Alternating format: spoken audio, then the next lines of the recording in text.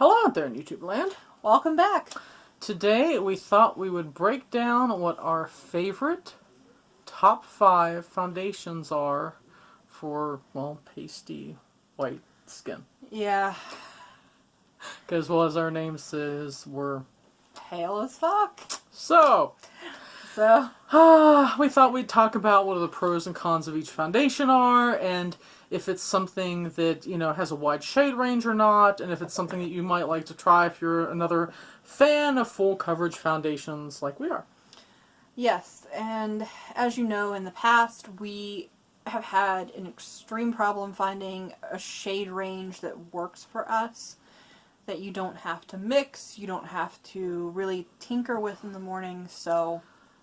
This is like the top ones that we know work well and do what we need them to do. Yes. So, the first one, and actually the one that I'm wearing now, that's been one of the best matches, is the Clinique Even Better Refresh Hydrating and Repairing Makeup in shade CN 0.75, and that is also known as Custard. Go figure. This has been one of the ones that just to date has been the best match for me. It wears well. It wears pretty much all day. The hydrating factor works incredibly well with rosacea, which is something that I have to cover, and also the coverage is good. And you said that it doesn't have like a lot of transfer, which is No. also a really important thing with a hydrating foundation because a lot of them transfer like crazy. And this one I have found that it doesn't change whether or not you use a primer or whether or not you set with a powder or set with a setting spray. So. And then the next foundation we'd like to talk about is the Illamasqua Skin Base in shade 02. This one, it's billed as more of a medium foundation, but you can actually build it to full, which is nice. The drawback I have with it is, one, it does transfer. 2, it does kind of move on your face if you're not careful. Mm-hmm. And 3, it can look cakey if you aren't careful with the type of primer and setting spray you use. But if you use like I want to say like the professional primer, something like that, and then you use like a really good setting spray, it does stay on reasonably well. And I like to use the Wet n Wild coconut little spray because it's not matte, and so it decreases the issue of the cakiness with the Illamasqua foundation. And I really like it because it's, well, a shade that's a really, really close match. Yeah. I mean, it's a close match to, the skin tones. So also within the Clinique line, those of you that have rosacea, they do make, or just general redness for the face, they do make a Redness Solutions makeup, and it does come with an SPF 15 in it, and they market it to have probiotic technology. Now the shade that I have is the lightest it goes. It's called Calming Alabaster, and that is shade 0.1. Problem being is that I can only wear this probably late in the summer when I've had a little bit of sun on my face, because it's just a shade too dark. And because they don't go any lighter, it, and the other end of it is they don't have any deep shades at all. It goes from like what they call fair and then light. They don't even have shades for medium.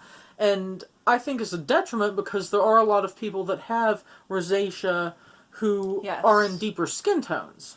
And it's, it is very calming to the face. I do wear it. Incredibly good coverage. But it doesn't irritate the rosacea. But the thing with both Cliniques is they really need to expand their shade range. Now, this one works. This one's a shade, shade too dark. The other foundation that I'm wearing today and that I wear quite a bit is what's now known as the KVD Vegan Beauty Foundation, Locket Foundation, in shade 42. The issues I have with it are, once again, it's drying and it can appear cakey. So you have to be really careful with what primer you use. You have to be really careful with what setting spray you use. Another thing I like about it though is that it doesn't oxidize, Yeah. and it has an amazingly huge shade range. There are 2 shades lighter than this one, and tons of shades that are deeper, even down to the deepest skin tones. Right. And So if you're someone that like enjoys a matte foundation, it's a good one to try. and definitely in the lighter shades, like the couple that are lighter, if when you really want to goth out, that's Yeah. what we tend to reach for is the KVD. So the next thing we kind of work with, especially when gothing out, or even when we're looking for artistry looks or a mixing factor, is the LA Girl Pro Coverage White Foundation, and it is white.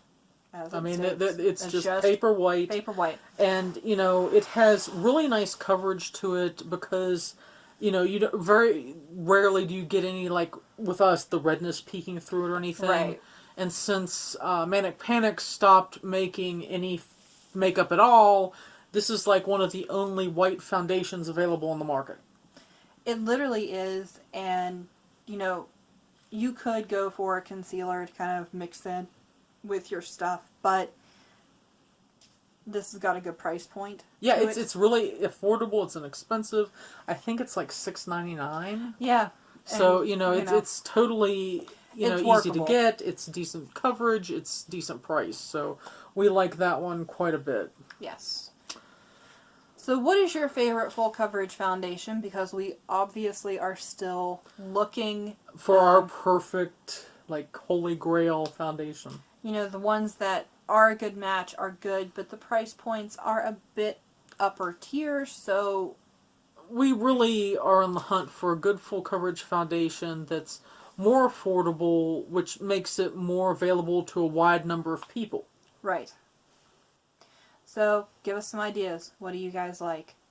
Comment below. Make sure you like and subscribe to us if you definitely want to hear more reviews about makeup or movies or anything Whatever else. We get into the spooky side. So, yes. Until next time. Bye.